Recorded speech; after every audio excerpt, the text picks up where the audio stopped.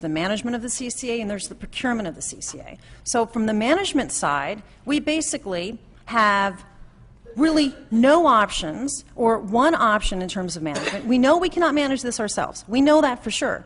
And so basically for the last year or 2 years or recently, the only option that staff has been pursuing has been Lancaster. That's it. Nobody else has been brought forth. But it wasn't until, let's see here, July that I actually decided to pull up their financials and saw how they were doing, then raised the alarm bells with staff. I don't even think staff even vetted Lancaster. I think it was a field trip up to Lancaster. Hey, this looks really good. Let's partner with them. You know, I'm going to say that we should partner with somebody who has a proven track record of performance.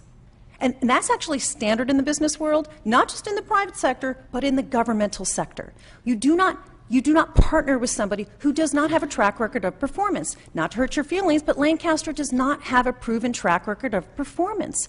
So all of the time that's been spent in all of these meetings, in my opinion, staff should have been looking around to see who can handle the management for us, come back to us with some options, see who's the most credible, see who has the best track record, and then, okay, so maybe we can make a decision. But it has been single-minded of purpose without even looking at who we're talking about. And the reality is, not to hurt your feelings, but your financials are public. You're showing losses, projecting losses of $6.3 million for your CCA.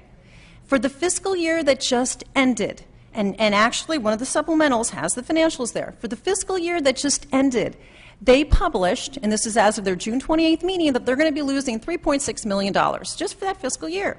And so when I raised the alarm bells to our city manager, then Lancaster came back and said, no, we're actually really making $400,000. You know what?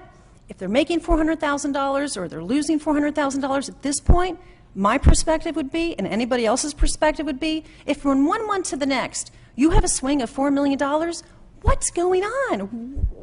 Are you looking at what's going on? They can't be, because you can't have those kinds of fluctuations if you know what's going on. So Lancaster shouldn't be in this plan. Lancaster shouldn't be a conversation, because how could you commit this city to partnering with somebody who doesn't have a track record of performance? So that's the management side. We don't have anybody who's credible to manage this for us. Now on the procurement side of it, still, who's going to help us procure? Are we going to partner with somebody? Are we going to have a JPA? The most significant part of the risk factor of this whole CCA is the procurement. And if we do not partner with somebody who is good at procuring, if we do not form a joint powers agreement, what's going to happen is the city's general fund is on the hook. And the city's general fund will directly subsidize any losses with the CCA. Maybe the CCA will do just fine, but our job is to manage risk. And actually, I think staff's job is to manage risk. And to actually put out a grid saying that the risk is neutral for a standalone CCA, either one is being dishonest with the community, or two is reflecting a lack of understanding of what's actually involved. I mean, even on the procurement side, if we formed a JPA and we were actually working with somebody credible, then that actually insulates the city from the contracts and from all of the long-term commitments that we're going to make. But right now, if we go out it alone and maybe we hire in a few consultants, I don't even know how we will ever unwind this. And that's why I said I can't believe that this implementation plan, this long plan that's part of the staff report, doesn't even disclose to the community the risks associated with entering into all of these contracts, because evidently it's superfluous or we're going to figure it out later.